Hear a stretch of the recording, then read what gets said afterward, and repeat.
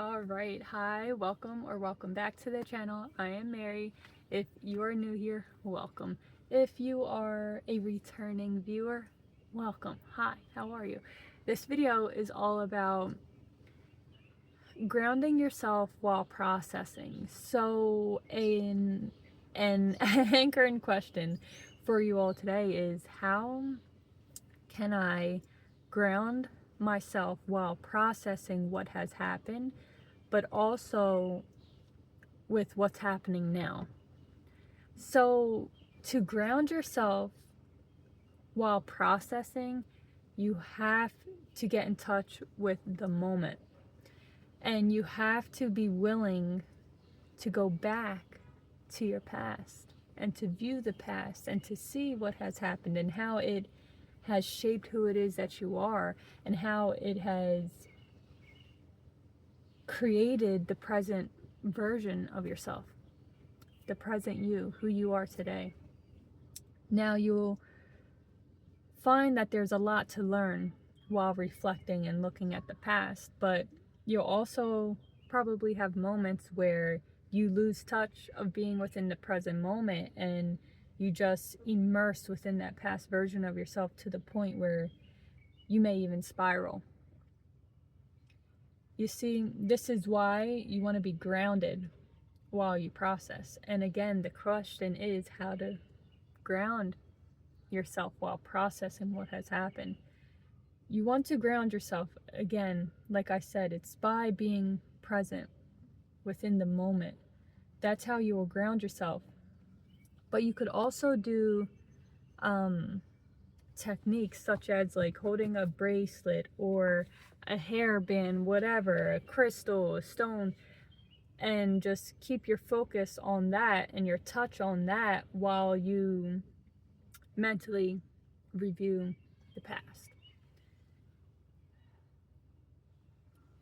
Another way you can do this is by setting up a task to do after. This is a way to get you to, really dive deep into what has happened, but also have something to look forward to doing. And doing that could help you from spiraling. It could help you stay grounded within the present moment and focused on what the next task is. So, again, the anchoring question is, how can I ground myself while processing what has happened to me? And with what's happening now. So, when you or someone you know go through something that's challenging, go through something that's very difficult, sometimes it could be a lot to process and to digest. So being patient with yourself and with others is key. It's so important because life goes on, the day moves on, things change. So as the days go on and as time moves forward, if you're not willing enough to process what's happened and what's happening now, you can literally be like mentally overloaded. You can begin to carry a lot physically, emotionally, mentally. And this is why processing is so important, because when you process what it is that you experience and when you process your past and you fully get grounded in the present moment and you gain clarity of where it is that you are at within yourself and your life, you're able to get clear on where it is you would like to be. And as you get clear on where it is that you would like to be and the version of yourself you would like to become, you can begin to take the necessary action steps to move towards this version of yourself in this life. But sometimes the past version of ourselves and our past experiences can get in the way of that. That's why it's important to process.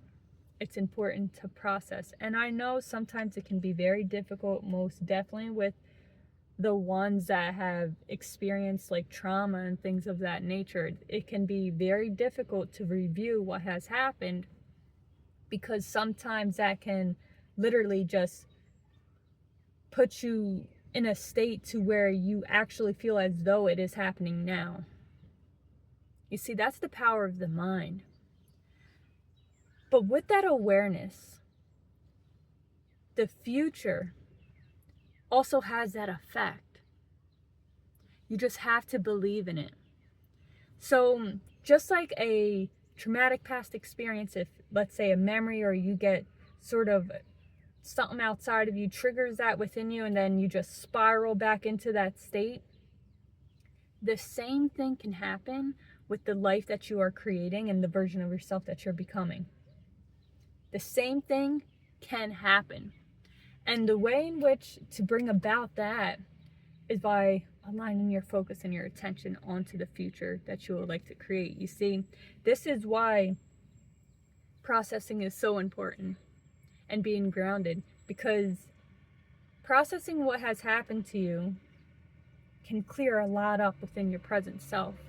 And it could, with that clarity, you can begin to get clear and focus on the version of yourself you would like to become and the life you would like to live. And as you're able to remain present and live within the present moment, day by day, moment by moment, you have the ability to direct your mind, direct your focus, direct your attention on the life and the version of yourself that you want to become. And the more that you do that, the more the future becomes more dominant than the past. You see, the past, the present, and the future, they're all connected. It's all connected. But what state or realm, let's say, are you dominantly focused on? Are you dominantly focused on the past? Then you're going to create and manifest more of that within your present reality. If you're dominantly focused on your desired future reality and the version of yourself that you want to become, you're going to literally move towards that. And you're going to actually attract that too. All right. So there's also, like, when it comes to trauma and things of that nature, there's also a healing process that takes place. And with my personal experience, I suggest you begin to process and you begin to ground yourself within the present moment and teach yourself mentally and emotionally and physically to be present with where it is that you are currently at. I don't even care if you're in the same environment where the trauma happened. That happened within the past, okay? It's the past. Right here, right now, you can choose to define your experiences and your current reality to be in alignment with your future and where it is that you're going. You don't have to define your present reality and where it is that you're at with your past. You do not have to. All right? So again, the anchoring question is, and it was, and it is, how can I ground myself while processing what has happened to me? And how can I ground myself with what's happening to me now? Okay. So with that being said, I'll leave this video here, and I'll see you all within another video.